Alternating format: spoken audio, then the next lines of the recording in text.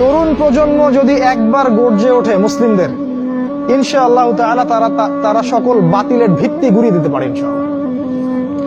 তরুণ প্রজন্মের মধ্যেই ছিল খালিদ বিন ওয়ালিদ, তারেক বিন জিয়াদ, এই মানুষগুলা, ওমর ইবনুল খাত্তাব, আলী ইবনে আবি তালেব, যায়েদ ইবনে হারসা, আসাদুল্লাহ, সাদ ইবনে আবি ওয়াক্কাস। এই যে সাহাবায়ে কেরামদের নাম আপনারা জানেন, তরুণ সাহাবী ছিলেন যখন তার ইসলামের পক্ষে দাঁড়িয়েছিলেন। একাই ওমর, সে সারা মক্কাকে পরিবর্তন করে ফেললো। এক হামজার সামনে 20-30টা মানুষ দাঁড়াতে সাহস পাইত না। একজন তারেক বিন জিয়াদ, তিনি স্পেন জয় করে ফেললেন মাত্র অল্প কিছু সৈন্য নিয়ে। মোহাম্মদ বিন কাসিম আমাদের এই ভারতীয় উপমহাদেশ জয় করলেন। এখন আপনি মুসলিম হয়ে এখানে বসে আছেন। এই তরুণ প্রজন্মই পারে এই বাতিলের শিকড় উপড়ে ফেলতে। এই জন্য মাসিহুদ দাজ্জাল এবং তার অনুসারীরা খুব ভালো করেই জানে যে মুসলিম তরুণ প্রজন্মকে যদি আমরা আটকাতে না পারি, তাহলে আমাদের ভবিষ্যৎ খারাপ আছে।